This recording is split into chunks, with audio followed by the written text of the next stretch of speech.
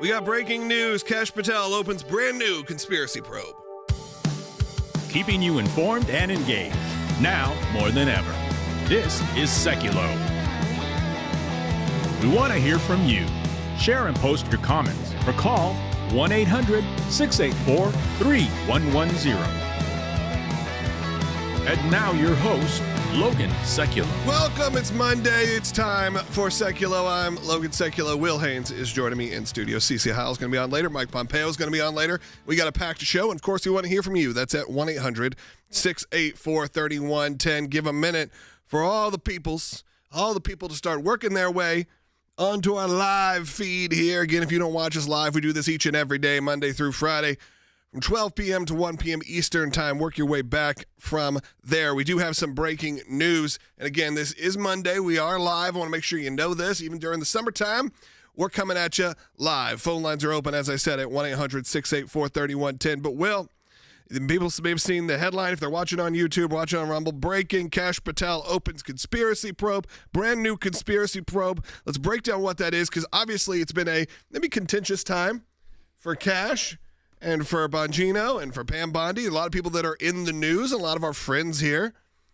But in this moment, you just had President Trump say he's very unhappy with Vladimir Putin. There's a lot going on, but this is one that kind of is slipping by, as this new probe has been opened really to search for what feels like a pretty broad conspiracy. That's right. This comes from John Solomon at Just the News. John Solomon, been on this broadcast many times. Great reporting out of John Solomon. And this headline is, FBI opens grand conspiracy probe on weaponization, opening door to special prosecutor. So I know people are probably like, oh, not another special prosecutor. But what is interesting about this is we talked last week about John Brennan and James Comey, that there have been criminal referrals handed over to the FBI from the CIA on Brennan, and that the FBI themselves were looking at Comey. And one of the big cautions were that many of the things that we would think that would be looked at would be outside the statute of limitations when they committed an alleged crime, if it were all the way back in 2015, 2016. What it looks like the FBI, at least based on this reporting, is looking into is that it wasn't isolated incidents. So, false document filings that happened on X day, but that their behavior was a part of a broad conspiracy by former and current deep state actors, if you want to say, or former government employees or officials that were conspiring against one political party and trying to benefit another political party in our elections. Now, a lot of you are probably saying, okay, yeah, we've seen it. We know that happened. What makes this different is that if it can tie together under a conspiracy banner things that happened back in 2016 that shows this ongoing effort. Then you look at the former Intel leader's letter that John Brennan spearheaded, saying that the Hunter Biden laptop was Russian disinformation, misinformation. And then even things that happened in the 2024 election. If they can tie this together, that this was an ongoing conspiracy, it would open up the door for them to use those things as evidence against this conspiracy before a grand jury, which would allow them to potentially move forward with prosecution. But it's also a search for the theoretical smoking gun here. If there is that information that's accessible to the American people, something they can actually put out, that will be the question. That will be whether we actually get to that point. If you get to the point where you actually can say, here's exactly what happened, here's what we're doing, at least that's more information to the American people. I think why people seem a little disenfranchised with this kind of news is because it does feel like you said, another special counsel, another person to be thrown in there, another report, another dossier. But if they think they have the evidence to showcase to us, fantastic. Phone lines are open for you at 1-800-684-3110. Maybe you have some ideas of who should be that special counsel. Saw a lot of people floating around some ideas over the weekend. There was someone that wasn't at the Turning Points conference that a lot of people pointed to. Someone that had to jet out kind of quick. Phone lines are open for you, 1-800-684-3110. We are celebrating 35 years here at the ACLJ during our 35 Years of Justice Drive. We'll talk about that a little bit more with some news. The Planned Parenthood case coming up very shortly. The Justice Department says it is investigating former FBI head James Comey and John Brennan, who led the FBI and CIA when it looked into claims of Russian collusion during the 2016 election. But John Brennan is claiming he's, quote, clueless as to why he's under investigation. I am clueless about what it is exactly that they may be investigating me for. And these intelligence officers were basically telling us, look, I've seen secret stuff that you can't see and you don't have access to. Trust me, He did it. Right. And that's what Brennan was doing. He said that he accused him of treason. He said that he was a compromised Russian asset. And it turned out to be a lie. There's no doubt, Dana, that he lied to Congress. In my judgment, and I was the one asking him questions, not only did they know about the Steele dossier, they're the ones that made sure it was included in the ICA, and they're the ones who made sure it was leaked to the media. They're just political hacks who tried to pretend that they had the American people's best interests at heart, and they don't.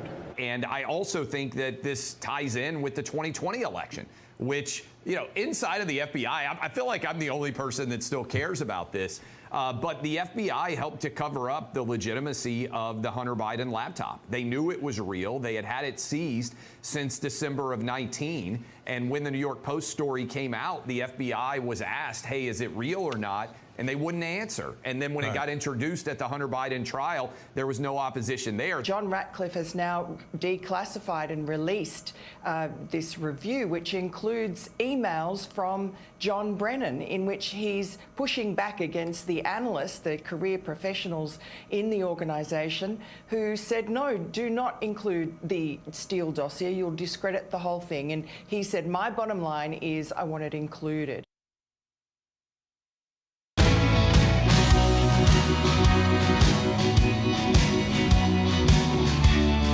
Welcome back to Sekulow. Phone lines are open for you at 1-800-684-3110 as we are celebrating the ACLJ's 35 years of justice, 35 years of justice drive right now. It's a fundraising drive.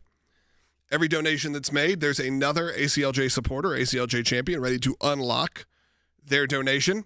There's a lot of you who just joined us during the break. We're able to watch that. It's really one of the best parts of being on a platform like YouTube or Rumble is being able to live watch when people come and go. So we know, if we're talking to the same group of people, new people, we can tell there's been a big bump just in the last minute as people have been joining us during the break. So I want to make sure we do a little bit of a restating of what's going on, because you may see that breaking news item and say, hey, what is it that Kash Patel and the FBI are doing? So they're opening a new conspiracy probe. Will, this is sort of a catch-all, if you will, going back for the last decade and covering some of the big issues we've all been talking about to see if there really was this, you'd say, master conspiracy that was going on. That's right. So what this would be looking into, and once again, this hasn't gone before a grand jury according to the reporting yet, so they are looking into this case. And this came from Just the News, right? Who are friends, John Solomon. We've had him on this show so many times. And look, there's a lot of questionable news sources out there.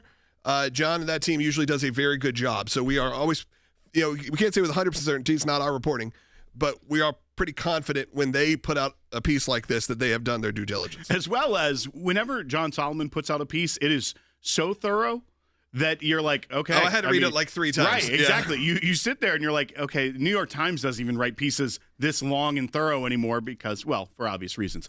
But what we're seeing here is that under Kash Patel, the director of the FBI, that the FBI has opened a grand conspiracy investigation into years of alleged political weaponization against Republicans by the DOJ, FBI, and intelligence agencies. This goes back even to the way that the Hillary Clinton email scandal was treated, through things like the Hunter Biden laptop, Russiagate, the special counsels being appointed. It's going to be a catch-all investigation looking into whether there was this conspiracy within people in the intel community and Justice Department to try and tip the scales in elections towards Democrats over Republicans and President Trump. There are some other things out of this reporting that they're saying need to be declassified to get to the bottom of this that could actually help boost the case before a grand jury. 2 of those things are a classified annex to the Inspector General's report on the Clinton email investigation. That's where we got a public report, but there's this classified annex that Senator Grassley has been trying to get for years, which typically senators like Senator Grassley are able to get those things. Still hasn't been able to get it and get it into the public. But then also you have the Clinton intelligence plan that Special Counsel John Durham on the Russiagate investigation brought up that has also still never been declassified. And there are things within that many people think, if once it's in the open and could be used for a grand jury, could really boost the case that this is a broad conspiracy. This wasn't one action by James Comey or John Brennan way back in 2016. It was an ongoing effort utilizing their intelligence sources and backgrounds to go after one party over the other and try to fix the election for Democrats in the United States, not once in 2016, but again in 2020 and even in 2024. That was a very just the news answer. Well, I thought it was appropriate. It was. It's your shout out to John Solomon. It's I like him. Let's go take a phone call. And phone lines are open for you also at 1-800-684-3110. Let's go to Julie in Oregon who's got a question or a comment. Go ahead. Hi, yes. I have a couple of comments. First of all, wow, 35 years. Congratulations, you guys. Thank you. We're so blessed to have you. I really appreciate that. Thank you, Julie. It's been most of our lifetime, which has been, it's a life's work, so we appreciate it. Yes. Secondly, with regard to overall conspiracy, I think, oh my gosh, it's about time. I'm certainly hoping that all of this stuff will be linked together. Many of us feel that it has been, and that it's about time that it finally gets put out there, and I'm going to be very happy about that. Yeah, I mean, Julie, I think there is that thought. Will, we talked about it, but just whether they can actually get it to the point where you, Julie, and our listeners and supporters will feel confident in whatever the final report is. Are they actually able to find those, as I said, proverbial smoking guns that tie all of this kind of together and really can expose what we all believe is probably happening and what happened over the last decade? But, it's sad to say this. I can see in the comments there's not a lot of good morale happening right now, right? For this department, and they need a good win here. This could take time. If you were to look at things that President Trump was elected on, this would be one of them. Obviously, the Epstein release was a big one of them. They can't afford, I feel like, as the Department of Justice and the FBI, what they ran on was to restore faith in the institution. And a lot of people within the more base, the more MAGA crowd, have kind of become disillusioned with the jobs of some of these kind of superstar heroes that they were seen as put in these positions because of the Epstein stuff last week. Yep. This that Avengers crew, they can't fail on this. If they, that's what I'm saying. And the caution also is that building this grand conspiracy, whether that be some sort of seditious conspiracy charge or a RICO charge, the U.S. government, as of late, has a pretty poor track record when going after RICO charges and prosecuting RICO cases. If they don't have this buttoned up in a way that they can secure a conviction, because you know what people don't see as accountability anymore, because it's not an indictment. Indicting someone is meaningless at this point. If the deep state continues to win by getting off on charges, by being able to get something lesser than full accountability, the base will lose that last little bit of faith in the institution that may be there and the hope that it can be rebuilt. So while this report is encouraging to us because we've lived these scandals and these Russiagate issues and things for 10 years now. Yeah, but it doesn't mean anything until it does. Exactly. It kind of has to get there. They can talk about an investigation all they want, but unless they are able to fulfill that promise, but once again, it has to be there. Don't want to talk about it. I say why not? The law has to, they have to have these clear violations of law. We don't just want people locked up for no reason. But we see the reason. We know it's there. If they can prove it in court and can get it done, though, I think that will go a long way to restore the trust in the institutions as well in these people that President Trump put there to lead it. Yeah, and the reason is you. All right. We're going to take some phone calls coming up. Let's see if we can get these cleared. Can we see if we get him up there? Make sure. I want to continue this conversation because in the next segment, CC Howell from the ACLJ is going to be joining us. We're going to talk about a big update as a court has moved forward, and we'll discuss that in our Planned Parenthood case. It's an exciting time here at the ACLJ. Again, it's Monday. It's 35 years of justice drive. We're halfway through the month. You got to be a part of it. Let's go to Vince, who's calling in Florida on line 1. You're on the air. Good morning. How you guys doing today? Doing well. We're good. Good. I have a question about the 51 intelligence officers that signed off on the FISA warrants for the Russian collusion, which we come to find out was a big hoax. Is anything going to happen to them? So, Vince, I think there is a little bit of conflation in two stories. One, the 51 intelligence officers, that number specifically relates to the letter, the open letter that was sent about the Hunter Biden disinformation laptop story. But yes, there were intelligence officers and individuals that pushed and put forward the FISA warrants. A judge would have signed off on that, and a judge did. One of the biggest miscarriage of justice in this entire story, which once again shows that there's favorable treatment to deep state actors, was that one of the individuals that was signing affidavits and things of that for these FISA warrants to try and get the FISA warrant was a CIA analyst that modified documents. So effectively lying before the court, took off portions of the evidence they were putting forward that would have made a judge say, no, you cannot get this, and made it seem worse by selectively editing this to ensure they would get a FISA warrant against Carter Page. That was a criminal act, and he got a slap on the wrist. When someone used a secret court where you are not allowed to defend yourself, and someone entrusted with upholding the Constitution lied on a FISA warrant and able to get that warrant to surveil an American citizen, do espionage on an American citizen, all for the point of making sure Donald Trump isn't elected. That is election interference. That is an attempted coup, trying to overthrow the norms of our elections and governments. And that person got a slap on the wrist instead of going to prison, as he probably should have. So that is the issue there. At that point, nothing will happen to him, but this broader conspiracy could go after those that were around him, those that were his leaders, in order to finally see justice served in this American tragedy that we've been living for almost 10 years now. Yeah, hey, phone lines are still open for you. We're going to get to Lynette coming up next segment. CC Howell's going to be joining us. Go to aclj.org right now to support the work. We'll be right back. The government watchdog group Citizens for Responsibility and Ethics in Washington has filed a lawsuit to bar former President Trump from appearing on presidential ballots in Colorado. We've talked a lot about this 14th Amendment issue and the attempt to take candidates off the ballot solely by a Secretary of State's decision or a state court decision. The ACLJ is directly engaging this battle for your freedom and your right to vote. Former President Trump is facing a new type of legal challenge.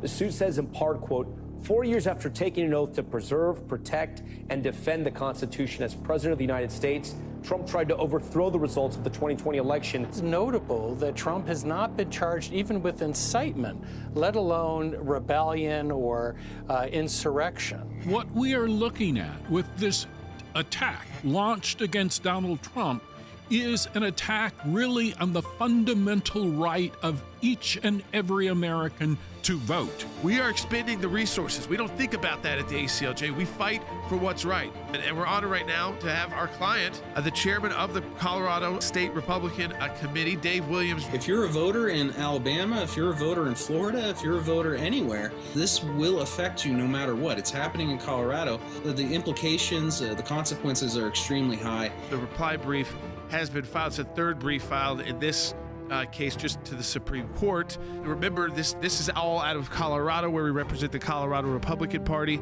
Well, the court has decided unanimously that the Colorado Supreme Court was wrong, that Donald Trump cannot be disqualified as a presidential candidate. A 9-0 victory at the Supreme Court for President Trump and our client. I would say it's the most significant case like this that we've ever handled. And to have all 9 justices, that sends a very powerful signal.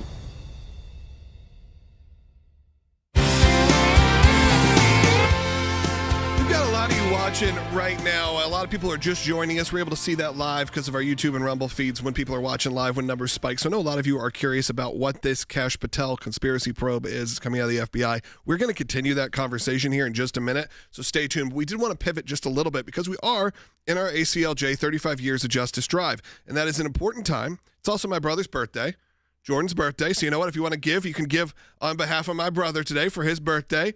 Not quite sure how old he is. I think we've all lost count a little bit. But you can celebrate his birthday by making a donation to the ACLJ, and it will be matched by one of our great ACLJ supporters and ACLJ champions. Will said it's also Bastille Day. Right. And clearly, according to the comments, it's also people are very stunned that I have a haircut. Yeah. Which I get a haircut every People few do months. that. Yeah. Every month, maybe. I just have very long, flowing locks. It grows very aggressively. It does. You have good genes. It does. I mean, I'm not mad about it, but people are asking for my barber. I mean, look, some things you got to keep private in your life. Yeah. You don't want to share the barber. Then how are you ever going to get an appointment? I mean, it's hard for me to get an appointment now. I know. You need to work me in. All right. Thanks, Sean. All right. We got a lot of comments coming in, a lot of questions, but let's talk a little bit about the work of the ACLJ, because you may have heard last week we talked about that Planned Parenthood case where they're like, hey, you can't defund us with the big, beautiful bill. We're going to take this to court and take it to court. And guess what? The ACLJ gets to join up in this battle as well. Cece, I'll let you take it from here a bit on where we are right now and what just happened.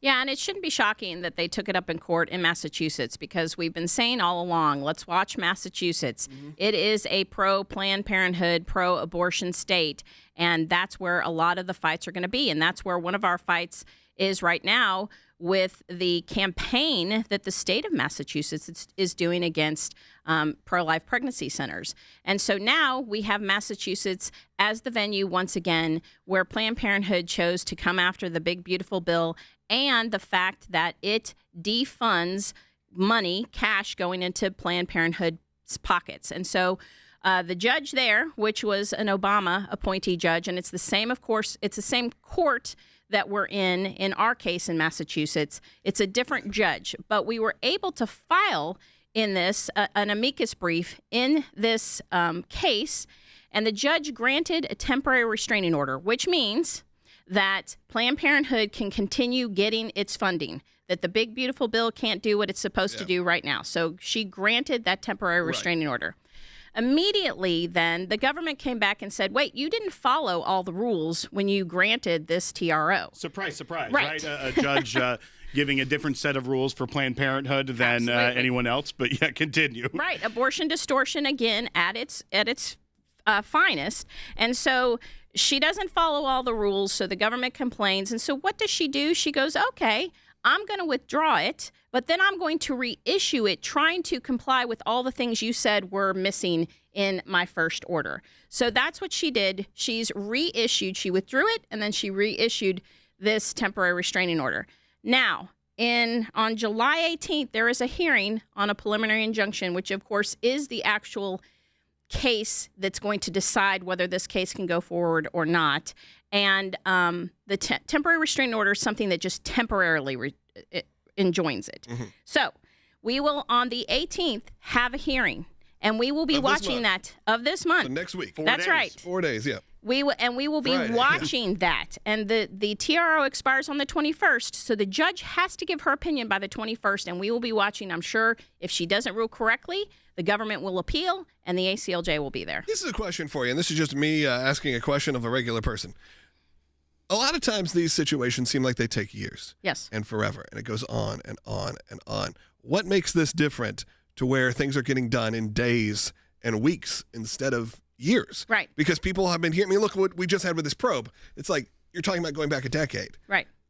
Most people who file a lawsuit, you know you're in for a 3 or 4 year journey. Right. Not that this won't get there, But the fact that it's this quickly moving, is it just because it's the president and it's the big, beautiful bill, or what is it that gets us there so quick? It's because they're doing a temporary restraining order. So that's something, it's an ex parte order that does move it very quickly. And so, yes, this will still be probably years in the making, but these are things that can happen right up at the beginning of any kind of lawsuit. You can ask for a temporary restraining order, which can be put into place without any hearing. That's what it is. It's an injunctive relief ex parte, which means outside of a court hearing. And then the preliminary injunction comes next, and that's what will happen on July 18th.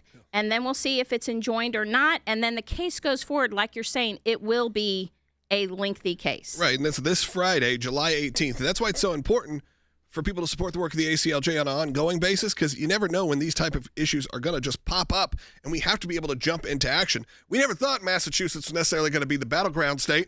I think we've probably done more in Massachusetts in the last year than we've maybe done in our entire career, because it seems like you said, they've zeroed in on that being the place they can go to. And now what we've heard, though, is from the people of Massachusetts. The people from Massachusetts say this does not represent even who we are. Even us more liberal Democrat, union members, all of the things, liberal Catholics, they're saying, hey, this is going way too far. We're still a pro-life community here, and we're happy to kind of rally around the people of Massachusetts as well, not just who's controlling the government, not just the judges there. Now, we've had some success with the judges there, so I'm not laying any bad words towards them. But this has become clearly a friendly state to not only just have open abortions however you want, whatever, no restrictions, but to go after people who are pro-life. Well, and Cece, to that point, and why it's always an uphill battle, is this case, once again, Logan asked why it was so quick that we're getting to this point. Remember, the Supreme Court tried to put a limit on nationwide injunctions. Planned Parenthood got a little clever with their filing and filed in Massachusetts, but on behalf of their entire organization. So effectively getting a nationwide TRO, which they are hoping turns into a nationwide injunction that affects the entire organization of Planned Parenthood, giving that instead of just the Planned Parenthood of Massachusetts filing in their individual capacity. They're on there as well, so they had that backup plan just in case. But they went to a judge thinking it would be a friendly court to get what would be in effect a nationwide injunction, while the language of the TRO and injunction wouldn't have to say applies to everyone. They can say applies to the plaintiff. But we're also seeing that this judge is doing a little bit of shell games with when the administration pushed back, said, okay, fine, you just told me what I need to fix. I'll dissolve it like you asked. Here's a new one with all these things fixed. And one of those things was they didn't require Planned Parenthood to put up a bond. The judge then said, okay, now they have to put up a bond, $100. The court filing for the ACLJ to submit our brief was more than that bond Planned Parenthood had to put up. So we know that there is some bias there. Absolutely. Clear bias on towards the abortion, people in Planned Parenthood always. And it's abortion distortion, and we see it over and over again, and now in the state of Massachusetts. And so the ACLJ is watching it, and we will be ready. That's right. We're at it once again. Look, we only have 1 minute left here in this segment. We are going to continue on talking about the FBI probe. We're also going to have Mike Pompeo joining us a little bit later. We're talking a little bit about the war in Russia and Ukraine. As you may have seen, there's been some updates with that. President Trump getting a little more aggressive towards Vladimir Putin. What's that look like? And we're going to hear from Pompeo about that, as well as taking your calls and comments at 1-800-684-3110. As we head into this break, again, my brother's birthday, help celebrate with him. It's a great time to give to the ACLJ. These months are matched, which is awesome, but it's also, we are celebrating not just 35 years of past, but what the next generation is going to look like moving forward. We have some big, big plans. We really could use your help. So I encourage you, go to aclj.org. Let me know in the chat if you've given during this 35 years of Justice Drive. You have no idea how important it is to me and how amazing it is to see all of you. We'll be right back, 30 more minutes. We also have just a 1 minute break. Hi, I'm here in Missouri. The ACLJ has been deputized by the Missouri Attorney General to defend its lawsuit against Planned Parenthood. We are proudly standing behind Attorney General Bailey while he fights this lawsuit against Planned Parenthood.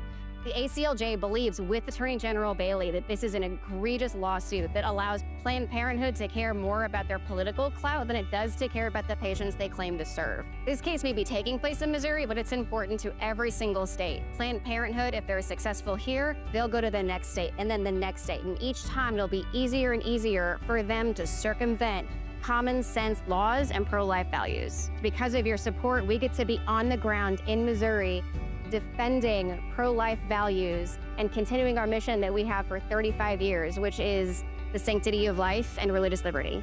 Thank you for your support. We are so thrilled to be joining the fight for the next 35 years. Keeping you informed and engaged, now more than ever. This is Sekulow.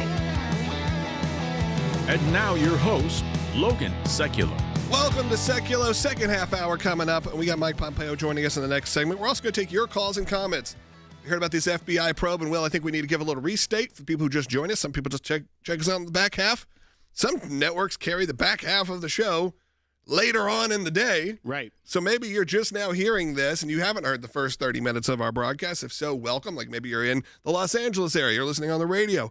In L.A., we aired the first half hour, because I was just there a few weeks ago. The first half hour airs in the morning for morning drive, and the second half hour they air so when you can drive home with us, you can go with this. You know, we're the bookends of your day. Yeah, coming and going. All right. Right. So let's break down what's happening here in this, we put quote-unquote conspiracy probe that's coming out of Kash Patel and the FBI. That's right. So Just the News with John Solomon is reporting that the FBI has opened this, quote, grand conspiracy probe on the weaponization of the Department of Justice, the intelligence agencies, as well as others against a specific political party and candidate trying to influence U.S. elections in favor of that.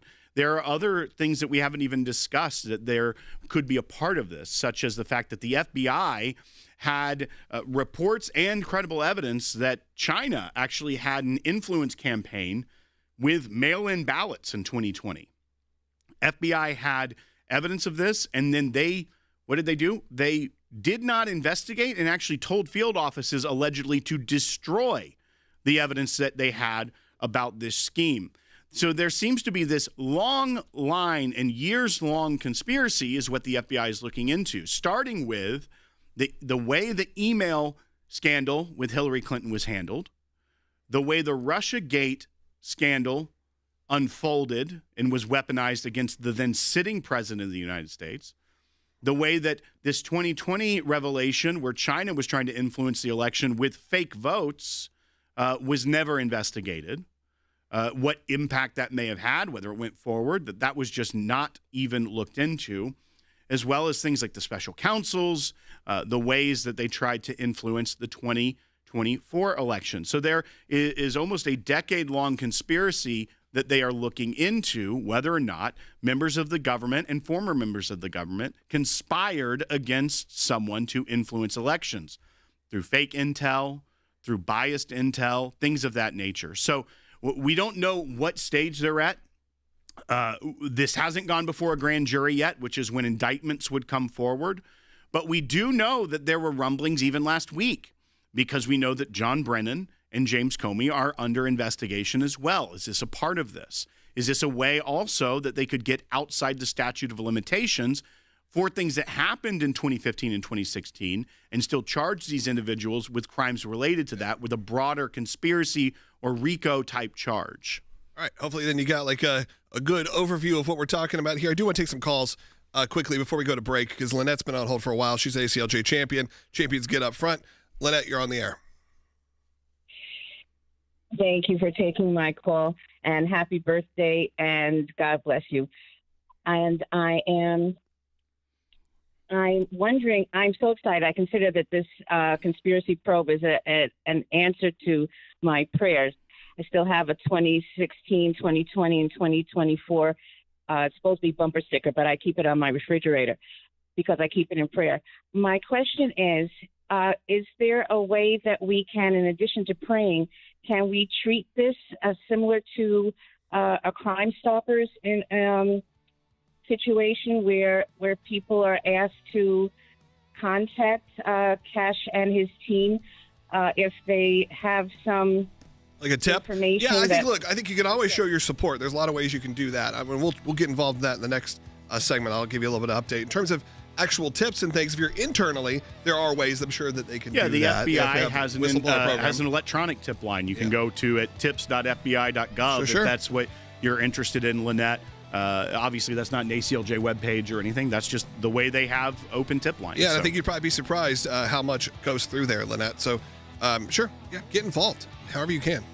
Phone lines are open again at 1-800-684-3110. We appreciate you being an ACLJ champion. We'd love you to become an ACLJ champion. That's someone that gives on a monthly recurring basis. And right now, your first donation will be doubled during our 35 Years of Justice drive. Give right now. Mike Pompeo coming right up. President Trump is scheduled to meet with NATO Secretary General Mark Rutte ahead of an expected announcement on Russia. I am very disappointed with President Putin. I thought he was somebody that meant what he said, and he'll talk so beautifully, and then he'll bomb people at night. We don't like that. He's going to increase military assistance, let the Europeans buy our weapon systems.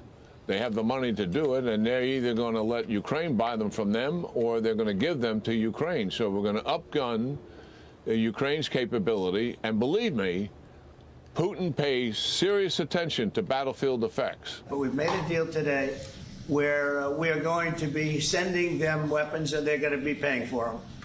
We, the United States, will not be having any payment made. We're not buying it, but we will manufacture it, and they're going to be paying for it. Our last meeting of a month ago was very successful in that they agreed to 5%, which is more than $1 trillion a year, so they have a lot of money. And these are wealthy nations. They have a lot of money, and they want to do it. They feel very strongly about it, and we feel strongly about it, too. But we're in for a lot of money, and we don't want to do anymore, and we can't. But we make the best, and we're going to be sending the best to NATO, and in some cases to maybe, at Mark's suggestion, if we go to Germany, where they're going to send early on missiles, and they'll be replaced, and NATO is going to take care of it. Yes, we are going to take the weapon systems that the United States is going to provide to Ukraine. We will purchase them, and we will send them on to Ukraine. It's a very nice win-win. That's the key thing to watch as this visit unfolds. He's going to announce additional sanctions. We have broad bipartisan support in Congress for this, and he's going to send additional weaponry to Ukraine. So I think you see his plan coming together here.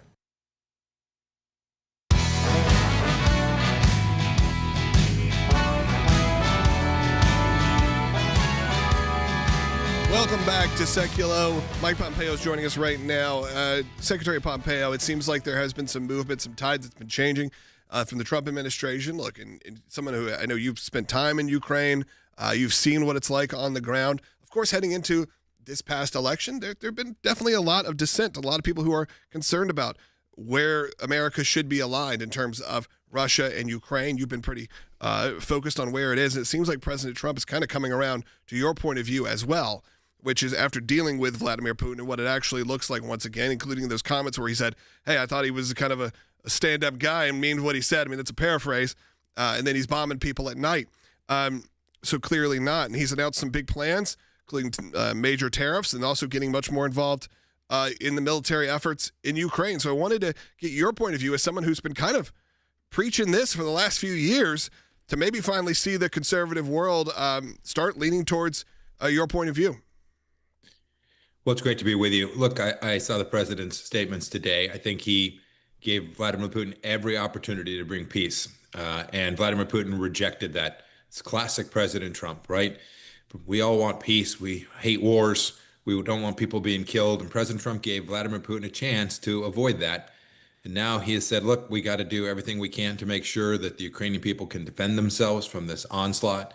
He said, Putin would say to one thing and then bomb at night. That's not something you trifle with President Trump. I think the Iranian leadership can see that. So I think this is actually very consistent with putting America first. America has a deep interest in seeing Vladimir Putin not succeed at stealing European land through aggression, through war, through conflict, through the war crimes he's committed. And both the tariffs that he's proposed, that's 50 days, basically Labor Day of this year, if Putin doesn't cease doing what he's doing. And then his commitment to saying, sure, we will be happy to sell more Patriot missiles to NATO and they can distribute them in Ukraine. Fits perfectly with the president's campaign promises and fits really well with America's interests as well. Why do you think the tide had turned a little bit? Why do you think, not now, now I think you're going to see people getting on board with President Trump's plan, but it did feel like, and maybe it's just the length of this conflict, that the American people, and specifically, I guess you'd say in that sort of MAGA crowd, and some of the influencers, some of the podcasters, they seem to, you don't want to say flip-flop, but they seem to certainly move either away from supporting Ukraine, and then some even felt like they were more supporting what's going on in Russia. Do you feel like that's just, clickbait, essentially, that they were doing that, and when you actually get into it like President Trump has, you see what's really going on? So I think some of it's each. I think some of them didn't know, and it was clickbait. They were going to do whatever got them attention. I think for some of them, they wanted, because they were good people, and they wanted to believe that Vladimir Putin too isn't as evil as he is. We've seen this with previous presidents, right? Who he just fools them. And I saw him up close. This guy's just pure evil. And they wanted to hope for better. I think the reality has become clear. I think some of them didn't trust President Biden. Sign me up for that, by the way. I thought President Biden failed to deter Vladimir Putin and brought this war on by some of the things he did and said, the fall in Afghanistan, his statement about a minor incursion might be okay. And so they didn't want to get behind what they saw as President Biden's policies. And then they didn't remember the central premise, which is that there is evil walking the earth. It is manifested in folks like Vladimir Putin. And without America standing astride to deter him from going after American interests, the world becomes a chaotic, dangerous place for Americans. And so I think, unfortunately, Putin will see what President Trump did today and probably not take it seriously enough. I suspect we will have to actually deliver on some of the commitments President Trump made today. But I'm hopeful after those commitments have been delivered on, that Vladimir Putin will see not that America is good or he's changed his ways, but he will just see that the cost for him is too high. Yeah, take it more seriously. He'll take a different path. One thing that I think is interesting is that after years now of seeing the way that President Trump does business with foreign leaders, is that it's not what more isolationists want. It's not what more interventionists want. It's his own style. I think we can say that is now has been on display for a long enough time that it shouldn't catch people off guard. The fact that, we're 6 months into his presidency, he started with what he always tries to start with, talks. And then he goes for things that people would have never necessarily thought would be different carrots or different sticks and we see today. He is announcing that Vladimir Putin has 50 days to get to a deal, or he'll place 100% tariffs on Russia and trading partners. This is one thing that I don't think that many, and now I don't know directly how much trade we do with Russia, but even discussing that of with the trading partners, that could make it very interesting. But this is more of a novel concept, I think, using something to try to bring someone to the table that we maybe hadn't thought of. And basically, is he about to get some people that wanted us to go full on into the Russia-Ukraine conflict maybe become a fan of tariffs? I'm just kind of interested in what your take is on using novel things to try and get people to the table. Yeah, look, I think you're right. He has a very unique way of delivering on his foreign policy. I certainly observed that when I was the Secretary of State. We were unconventional in so many things that we did, whether it was what we did in the Middle East with Abraham Accords, or moving the embassy, recognizing the Golan Heights, or how we deterred Vladimir Putin during the first term, right? When you drill, baby, drill, and energy prices go lower, a huge burden on the Russian economy and constraining and deterring for Vladimir Putin. So I think you're right. He is unconventional in that sense. The sanctions, the tariffs he's imposed, we put a bunch of sanctions on Russia during the first term. A tariff and a sanction, when used in this way, are very similar economic tools. It's not sending the 82nd Airborne. We're not sending a Marine division. We are using the best of American power to defend American interests wherever he may find them. And if there's one thing you can say for sure about President Trump, in his first 4 years and now in his first 6 months of this term, he is going to always do the right thing by the American people in securing our interest around the world to make sure that we have a robust, capable economy and we're safe and more prosperous and peaceful here at home. Absolutely. Secretary Pompeo, you've been in those rooms also. Like you said, you've dealt with people like Vladimir Putin. And again, I think there's always a misunderstanding when someone says, hey, there's evil, but it doesn't mean these people aren't smart. A lot of times that they are able to accomplish their goals because they can be both evil and brilliant at the same time. And I think you have a situation where we kind of conflate the two in America. You start saying, you know, it even happens on the right and the left. It's like you start calling people names, dummies, you know, whatever it may be. And you go, no. If you got to this position and you're able to do what you're able to do, even if it's evil, and by the way, I think it is, that doesn't mean that they're not playing, 4D chess, if you will, that they're not many steps ahead of you. So you have to be careful with that. And there's a big obstacle, clearly, with Russia to wanting to have any kind of peace deal with Ukraine. And some of that is their own pride as well, because it felt like this should have been something that was over so many years ago in terms of Ukraine just rolling over and dealing with this situation because Russia had created this vibrato to be this. I mean, I've spent time there many years ago. You've spent time there. This is not a small, country. This is not something to not take seriously. Especially when they have some of these tendencies. Absolutely. Look, you got to make really good points. I remember when I said about 2.5 years ago that Vladimir Putin was a smart, savvy guy, and I was savage for being a Russian asset. He is. We should not underestimate him. He's a nuclear capable nation. There's real risk associated with this. He is not dumb. He is cunning and savvy. He made a mistake in invading Ukraine. His military didn't deliver. But he is regrouped and will always continue to try to deliver for the things that he cares about. And so it requires a counterparty like President Trump to deter him from that idea that he can actually achieve territorial gains through aggression. But that requires hard power, soft power, and real leadership. And President Trump has demonstrated he's prepared to do that. Secretary Pompeo, thank you so much for joining us. And always, of course, we are celebrating this ACLJ 35 years of justice drive. We couldn't have incredible voices like Mike Pompeo on this show without you, because those, no one has that kind of analysis. It really is a wonderful thing to be able to hear from these people. You may not agree with them.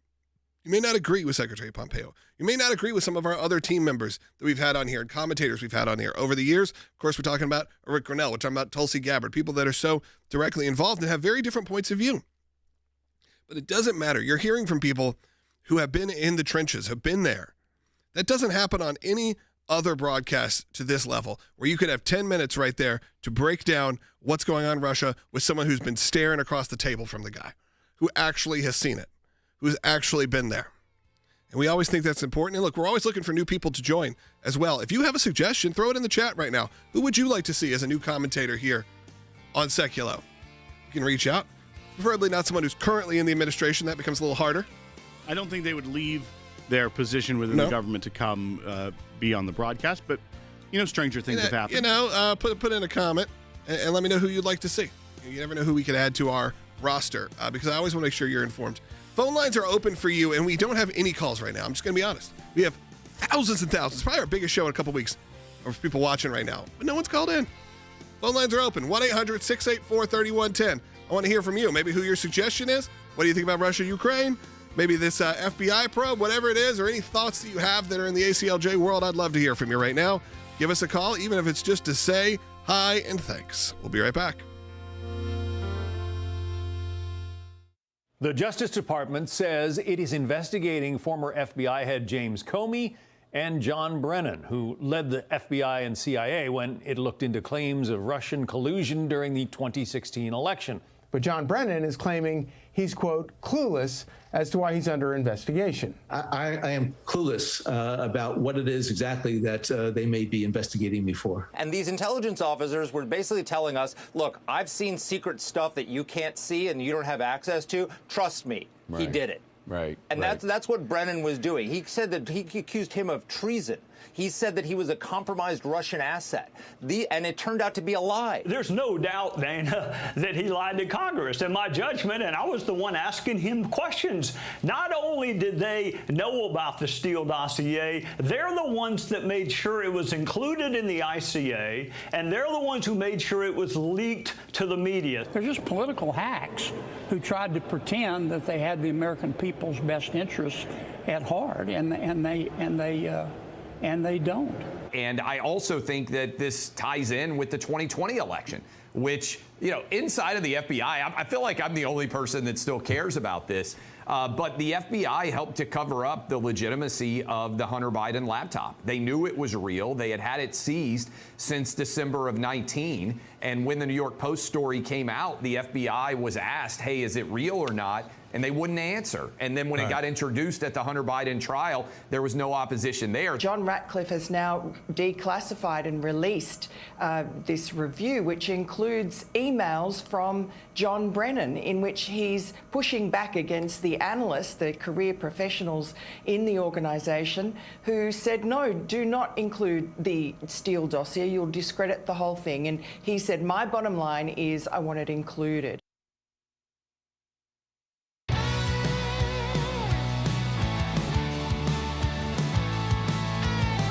Welcome back to Sekulow. We are screening some calls right now, but there's still 3 lines open. Let's try to get these up fast. 1-800-684-3110, because I want to hear from you. A lot of comments are coming in who you'd like to see join our team, be part of the ACLJ and part of the Sekulow commentary group. We got some good suggestions here. Some of our friends, like Ben Ferguson, those guys. Obviously, a lot of them have been on the show many, many times. We appreciate that. There's some interesting names that have popped up as well. Someone said Dean Cain, Superman. Well, that's a name I'm looking through here. Mel Gibson. I don't know if I can. I have Mel Gibson and Denzel Washington. I mean, there's some big gets here. I think some of these would be difficult. Some people say, hey, if Dan Bongino was to leave, come join us here. Right. I don't know. I think he'd go right back to his show, which was doing very well. Pretty well. Yeah. But there's a lot of good ones coming in. So I'll keep watching it. I'll see what you guys are suggesting. I'm taking it for real. Someone just said, is this pre-recorded? No, it's not. Because you can tell by the haircut. Because I just answered your question on air. This is not pre-recorded. Some people are asking about this specific case, though, because they're just joining us live. So, Will, I'm not going to ask you for the 4-minute version. Give me the 20-second version. Give me the 30-second version, and then they can go back themselves up. All right, I'm going to time it. I'm going to go for it. I got a stopwatch here. Okay, you ready? I'm ready. All right, so it appears the FBI is investigating the actions of former intelligence leaders, Department of Justice leaders, and others within the government for a broad, grand conspiracy dating back to 2015, even through the most recent election, where they were using their influence and intelligence to try and tip an election away from one candidate to another, therefore interfering with U.S. elections. That's what they're investigating. Hasn't gone to a grand jury yet. How long have I gone? That was right. That was 31 seconds. I know. I was watching a timer. That was pretty. Oh, that's called cheating, Will. No, it's called using the tool set you have, Logan. All right. Why'd you have me time it? All right, let's take some phone calls. Let's go to Robert in Florida with an interesting suggestion. Robert, go ahead. Steven Seagal. All right. You think Steven Seagal should be sitting in with a Steven Seagal? Is that because we need a pro-Russia voice? Under siege? Right. Do you do Under Siege? That's Steven Seagal? Yeah. It is, yeah. Just making sure. You know your films. I know Steven Seagal. I don't know Steven Seagal. Yeah, that's a bold claim. I know. He lives in Moscow, right? He is now he's a resident. Citizen. And, he has his own version of martial arts that's so deadly, he cannot practice it anywhere because he will kill you. I love that. I love that. Yeah, that's incredible. Thanks for that call. I'm not making fun of Steven Seagal, by the way. I know that he lives in Russia, and I don't really care for all of that whole part of it. But he made some good films. I was more of a Van Damme man, though. Jean-Claude? I hope so. Right. I don't know if there's another. Rob Van Dam? You like Rob Van Dam as well? Yeah, you were that as well. I'm a fan of all the Van Dams. Let's go to Bobby, who's calling in New York. Bobby, you're on the air. Hi, from Niagara Falls on the American side. There you go. My question is, whatever happened with the Dan Bongino, Pam Bondi thing? He was going to leave unless she was fired. What's the latest there? And my suggestion for you guys to bring on the show, he might be too controversial, is Mark Levin. I don't think too controversial, but he's got a good gig as well. Doing pretty well. Right. I don't know if he needs to be on the show, but you know what? What do they call him? The Great One? They do. Yeah, the Great One, Mark with Levin. Hannity. Sean's a good friend of ours as well. In terms of the Bongino Bondi thing, all of that was rumor. Now, it hasn't been. No one has made a statement. There has been reports, as well as we know that Dan Bongino, at least according to the reports, kind of left the office for a few days, maybe thinking things over. One politics in D.C. loves a scandal, and they love conflict. And so that's obviously going to make a big story. Now, what they're trying to, in some circles, make it seem like is that Dan knew that they had this information and Pam Bondi was blocking it. From my, external analysis, I think it's more about the complete mess up of the way that the PR around the Epstein things were happening. In reality, they should have never done the binders thing. They should have never said it's on, Pam Bondi should have never said it's on my desk. And now people will say that we're trying to cover for the administration and whatever. But at the end of the day, also, let's go to the basis of the theories around Jeffrey Epstein. Let's say that he did have, the FBI did have all this evidence and they just weren't prosecuting him. They weren't releasing it. President Trump wins in November. And the entire team that he's putting in place that he's announced are saying they're going to release all this information. If we believe that there's bad actors at the FBI and deep state actors, do we think that would still exist? They're just going to leave it there for them to then release? No, of course not. So they may not have the evidence at the FBI. That doesn't mean it doesn't exist. It doesn't mean it isn't something that the American people should know about. But I think that the pile-on is overblown because really it was a big PR mess up. And in reality, we know he was a bad guy. We know that a lot of the stuff that he was in prison for was because of his own personal actions, not just the blackmail schemes or things of that nature. We also know that he got favorable treatment of the government with non-prosecution agreements, a nice house arrest kind of situation several decades ago. How did we get here, Will? Well, because he asked about, that's what the Dan Bongino and Pam Did someone Bondi text you issue and say was. we need 4 minutes of That wasn't Epstein 4 minutes. content? That was 2 minutes. And I just said, I think that's what people are focused on, is that there was this blow up. President Trump put out and said, look, my team is solid. We're going to move forward. And also, those things that people wanted may not have existed in the way they thought they did when this team got there in the first place. All right, let's go to Fred. Line Allegedly. 6. Line 6, you're on the air, listening on the radio. We only got about a minute. Fred, go ahead. 30 years, so I kind of know the Russian mentality. I am an American. We have a little bit of an unintended consequence of not allowing Ukraine to attack into Russia. That unintended consequence is that Putin is emboldened to continue this war. Thank you. Yeah, I think you're saying try to get him to the negotiating table needs to be a little bit stronger of an action coming from Ukraine. Fred, thanks for calling. I appreciate your comment. Let's try to get at least to one more. We'll try. I don't think we get to two. Let's go to Anthony first in Oregon. Anthony, go ahead. Sean, stay on hold. We'll see. Hi, I just want to say that I'm an American who just happens to be black. I support Trump 110%. While I would want the Epstein evidence to come to light, it's not something that I'm torn up over. And make no mistake about this, the real MAGA base, they're not turning on Trump over this. They're not turning on Trump over this. Yeah, Anthony, I do think it's a lot of social media, just kind of blah. People say that. I agree with you. Let's go quickly to Sean. Sean's calling on line 2. Sean, just get to your question real quick, and we'll do our best. Okay, thanks, guys. Okay, so Pam Bondi in the past screwed up this whole thing with Epstein when she was working as the AG, I think it was in Florida. So the people involved with that got off with a slap on the wrist, even though they knew that they were guilty.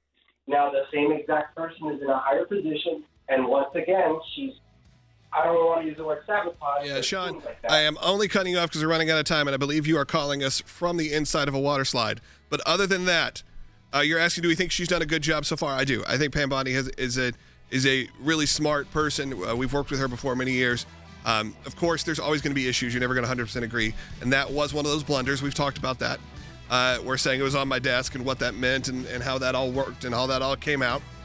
You know what? That's going to happen in politics. Not defending, but saying I do think she's a smart person is great for this job. This is just one of those, kind of unenforced errors that happens in politics. Hey, 15 seconds left. That's 15 seconds for you to join us here at the ACLJ during our 35 Years of Justice Drive. Do it right now. Scan the QR code. Go to aclj.org if you can. Be a part of it. We'll be back tomorrow with another show.